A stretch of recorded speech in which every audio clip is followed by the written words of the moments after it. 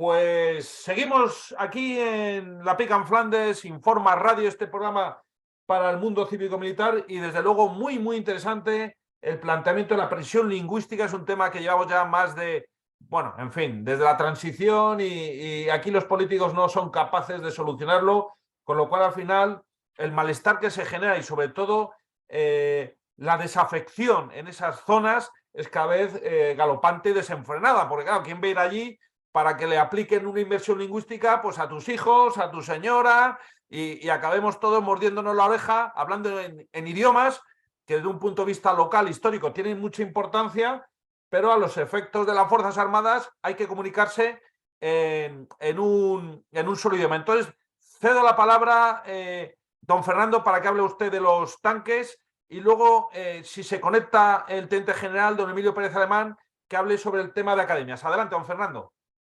Bueno, pues vamos a seguir completando pues toda esta serie de intervenciones que hemos tenido sobre los carros de combate en España, aprovechando su centenario. Y ahora vamos a hablar de un carro que no fue, como también algún proyecto que hemos llegado a hablar. Normalmente quedaron en prototipos, pero este ni siquiera llegó a esa situación, que ya puede estar bastante olvidado, que es el Lince. El Lince fue un proyecto de carro de combate, hoy desconocido, pero que hubiera adelantado enormemente la modernización del parque acorazado español. Y es que a comienzos de los años 80, viendo la situación tan obsoleta de los carros de combate que servían en las unidades acorazadas, se planteó la necesidad de su sustitución, para lo cual pues, se descartó la realización de un proyecto propio por falta de experiencia. Pensemos que ningún carro de diseño español había pasado de fase, digamos, de prototipo, y por tanto del adecuado conocimiento tecnológico que estaba básicamente en una fabricación, digamos, bajo licencia y ni siquiera de carros nuevos, sino sobre todo modificaciones a carros existentes. Por tanto, se planteó, digamos, ese tema de fabricación bajo licencia, pero ninguno de los modelos que se ofertaban resultaba adecuado. El M1 Abra por su elevado peso y alto consumo de combustible, dado que va propulsado a turbina. El AMX, y eso, digamos, en una España deficiente en petróleo cuenta mucho. El AMX-32, pues porque era una simple versión mejorada del AMX-30. Y el Leopard 2, que era la opción favorita, resultaba demasiado pesado. También era un carro de más de 50 toneladas, lo cual, digamos, obligaría a modificar, digamos, toda la logística. Y en la situación también de carreteras y puentes de España de aquellos años y de comunicaciones, también planteaba sus problemas un peso excesivo. Y entonces lo que se hizo fue que se solicitó a Krauss-Maffei, fabricante del Leopard, el desarrollo de una versión más ligera, cuyo peso en combate no excediera de las 50 toneladas. Y se diseñó el Leopard 2 aligerado, pero que mantenía la mayor parte de sus características y prestaciones. Entre ellas, por supuesto, el cañón de 120 milímetros y una dirección de tiro moderna con estabilización electrohidráulica del cañón, lo cual le permite apuntar siempre en la misma dirección pese al movimiento del vehículo. Asimismo, esta versión incorporaba calculadora electrónica, telémetro láser y cámara de visión nocturna. Es decir, en cuanto a capacidades de combate, estaría a la par de los carros que estaban en servicio en los principales países occidentales de nuestro entorno. Simplemente era un poco más ligero por ser un poco más corto y algo menos de protección. En febrero de 1974 se firmó un precontacto entre el Ministerio de Defensa español y la empresa alemana para que la empresa nacional Salta Bárbara construyera bajo licencia 500 unidades del Lince. ¿Pero qué pasó? Que entró en medio de la política. Y los escándalos derivados del caso Flick, que por si alguno de los oyentes ya no se acuerda de él, era una financiación irregular del Partido Socialista Obrero Español por parte, digamos, de entidades alemanas, de organizaciones alemanas, y en la cual, digamos, estaba implicado en el entonces el embajador alemán en España, el de los convolutos, todo ese escándalo salpicaba al Partido Socialista y entonces el poder y estas empresas alemanas por la financiación irregular del partido. Y todo ello acabó por echar por tierra el programa y se retrasó por una década la modernización de los carros de combate en España. Y esta, digamos, ya se realizó con el Leopard 2A4. En 1970, y tras el fracaso del programa del carro de combate conjunto germano-estadounidense MBT-70, que fue un proyecto transitorio, Alemania desarrolló un nuevo carro por su cuenta, que fue el Leopard 2. Se ensayaron muchos modelos de barcazas y torres y se hicieron bastantes prototipos hasta adoptar la versión definitiva que incorporaba como grandes características novedosas un nuevo blindaje compuesto multicapa, un cañón de 120 milímetros y animalisa, un avanzado sistema de dirección de tiro y la estabilización del cañón permitiéndole disparar en movimiento. Comentémoslas un poco. El blindaje multicapa aporta una gran capacidad defensiva superior a los blindajes tradicionales de acero, consiguiendo una mayor capacidad defensiva con menores pesos y espesores. Es una revolución similar a la experimentada cuando el T-34 soviético aportó el blindaje inclinado. Pero en este caso es al revés.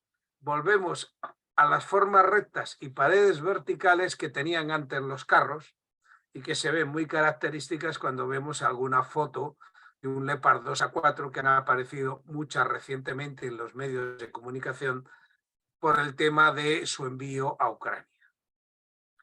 Y por cierto, que al hablar de los blindajes compuestos se suelen referir a ellos por el equivalente en resistencia a una plancha de blindaje de acero de alta resistencia equivalente. Así, el blindaje compuesto del Leopard 2 ofrece una resistencia equivalente a una plancha de acero de 800 milímetros de espesor. Ahora, con un espesor real menor. Digamos, todos esos grandes espesores impedirían que en la torreta, desde luego, no hubiera espacio para que pudiera estar la tripulación. Y en cuanto a la propulsión, se le equipó con un motor diésel MTU del fabricante y con 12 cilindros capaz de ofrecer una potencia de 1.500 caballos. Bueno, claro, tal motor le permite mover todo su peso de 55 toneladas a una velocidad de 72 kilómetros hora en carretera, lo cual no está mal. Habría muchos tramos en que, digamos, llegaría a saltar el radar. Y una buena capacidad asimismo de movimiento todoterreno. En cuanto a potencia de fuego, tenía un cañón de 120 milímetros y animalisa con munición estabilizada por aletas y 44 calibres, 5,3 metros de longitud, complementado por dos ametralladoras, una coaxial y la otra en el techo de la torreta, así como 8 lanzadores de granadas de humo. Con el cañón estabilizado, telémetro láser, computadora de tiro y cámara térmica, presenta una notable capacidad de acierto a gran distancia con el carro disparando en movimiento, como ya hemos comentado. Ha sido un carro de gran éxito y equipa a las Fuerzas Armadas de 19 países, entre ellos gran parte de los miembros de la OTAN.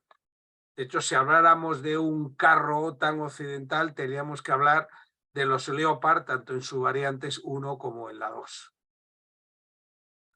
Y ahora, digamos, en cuanto a su historia en España, pues ya comentamos que el M60 no fue más que un parche útil para modernizar el parque, pero que el ejército era consciente de esa necesidad de un carro moderno equivalente a los de nuestro entorno.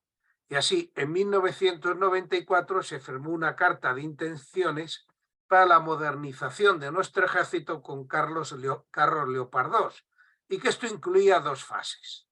La cesión inmediata de 108 carros Leopard 2A4, que llegarían entre 1995 y 1996 que permitiera a las unidades integradas en el Eurocuerpo alcanzar el grado de operatividad exigido, es decir, nos estábamos quedando atrás del resto de países. Asimismo, el conocimiento de carros de esta nueva generación por parte, digamos, del ejército y, digamos, nuestras unidades. Estos carros se recibirían en régimen de alquiler a un precio político. Y después fabricar el Leopard 2 bajo licencia en España. Y una vez se fueran entregando las unidades fabricadas en España, estaba previsto que se devolvieran los del modelo 2A4 entre los años 2000 a 2022, lo cual finalmente no sucedió. La versión 4 del Leopard 2 incluía, frente a la versión inicial, mejoras en las cámaras térmicas, incorporación de radios digitales, las de los primeros vehículos eran analógicas, sistemas de supresión de fuego y explosiones para proteger frente a impactos del carro, mejoras en la dirección de tiro para las nuevas municiones que se habían ido desarrollando y un blindaje de titanio tungsteno en la torre. El primer carro de demostración se recibió el 27 de febrero de 1995 y el 6 de abril fue presentado a las autoridades, mandos del ejército y a la prensa. Las primeras entregas de carros tuvieron lugar en noviembre de 1995, completándose las 108 unidades en 1998, en el mes de junio. Los carros se recibieron en estado operativo y completamente equipados. Por lo tanto, digamos, podían entrar en servicio inmediatamente, una vez entrenada la tripulación. Y junto con los carros también se recibieron las herramientas necesarias para el mantenimiento del segundo escalón, los manuales técnicos, así como simuladores de vehículo y torre para la instrucción. Es decir, el paquete completo, que es mucho más que el carro. El alquiler previsto inicialmente por 5 años fue prorrogado por otros 5, siendo finalmente adquiridos por parte del ejército español. Y los carros fueron destinados a la Brigada de Infantería Mecanizada 10 Guzmán el Bueno y 11 Extremadura, para posteriormente, cuando llegaron los nuevos carros Leopard 2E, ser destinados a los regimientos de caballería de guarnición en Ceuta y Melilla, donde parte de ellos siguen prestando servicios en la actualidad. Y ya con ello llegamos al último carro de la serie, el último que se ha incorporado al ejército español, que es el Leopardo 2E, y no sé cómo cuánto tiempo me queda. Micrófono. Micrófono. 4 minutos. Don Fernando, 4 minutos. Vale. Pues el carro 2E, que es el último carro, y quizá por tratarlo más en detalle, ya que es el último de los carros en servicio, pues lo dejaría para otro programa y no sé si alguno de mis compañeros quiere hacer algún comentario sobre el programa Lince y el Leopard 2A4 en España. Pues muchas gracias, don Fernando, también por esta magnífica serie relacionada con los carros de combate. Mi general, ¿quiere hacer algún comentario al respecto? Sí, bueno, simplemente apoyando lo que ha dicho Fernando, pues el fabricar un carro nacional, por lo menos, si no nacional, sí, fabricación propia y no importación, pues fue un paso adelante bastante importante, ¿no? El fabricar el Leopardo, pues fue un paso, porque la solución del M60 no era una solución buena. El M60 ya era un carro ya viejo, ya está un poco obsoleto, y encima los que nos dieron los americanos había que sacarlo sin mirarlo, sin estudiarlo, directamente de los parques donde estaban ya abandonados, y después había que ponerlo en funcionamiento. Luego era un gasto para tener un carro de todas formas que ya no era, ya era viejo del momento que se empezaba, pues ya era un carro ya desechado por los Estados Unidos en los parques europeos. Yo creo que ha sido un paso tecnológico importante para España, nada más. Es un poco una historia similar a la que está pasando ahora con el tema del envío de carros de combate a Ucrania. Que claro, los carros que están almacenados, pues hace falta empezar a equiparlos con todo Y claro, es decir, les faltan los líquidos, les falta equipo, les falta material que luego empezar a ir a buscar y al final eso es dinero y tiempo. Sobre todo, lo más importante, bastante dinero. Que ahora se te habla de los costes precisamente del envío de estos carros de combate. Muy bien. Pues la verdad es que es muy acertada. Yo querría aportar esta magnífica serie que está realizando don Fernando Platón al respecto de, bueno, la historia de un arma tan importante, digamos, en la historia militar moderna y de la que estamos viendo el impacto que tiene en el momento presente el tema del envío de los carros a Ucrania, ¿no? Y cómo a lo largo de la historia pues se trata de un arma que requiere una gran evolución tecnológica y un gran desarrollo y luego no olvidemos una gran inversión y un gran mantenimiento. Don Fernando, nos quedan 3 minutos. ¿Quería usted completar su presentación aportando algún dato adicional? Porque a nuestros oyentes nos consta que esto le interesa mucho, por favor. Pues quizá para evitar un poco entrar en el Leopardo 2E, quizá es una pena comentar este programa Lince, curiosamente, que se echó al traste, aunque digamos era algo menos de capacidad, hubiera podido ser un programa bastante interesante. ¿Por qué motivo? Primero, porque se iba a fabricar mucho más equipo, es decir, estamos hablando de una fabricación de 500 carros. Del Leopard 2 se fabricaron simplemente, como luego veremos, poco más de 200. Segundo, toda esa fabricación hubiera supuesto una mejora un poco antes de la capacidad tecnológica en España y sobre todo siendo un carro más ligero y más económico, hubiera podido llegar a ser interesante para su exportación a países en los cuales el Leopard 2 resultaba un carro muy caro. Como normalmente, digamos, no llegan a muchos o también como le sucede al ejército español, le resulta demasiado pesado para sus infraestructuras. Ese mismo problema que tenía España en los años 80 lo tienen muchos países y realmente pienso que ese vehículo hubiera podido tener alguna cierta capacidad de exportación a países que no necesitaban, digamos, un vehículo tan potente, pues bueno, pues porque no se sentían, digamos, con las divisiones soviéticas al otro lado de la frontera o cerca. Digamos, eso es un poco el tema. Ya, bueno, y no quiero alargarme más. Magnífico, magnífico, Fernando, esta segunda parte en relación al tema de los carros.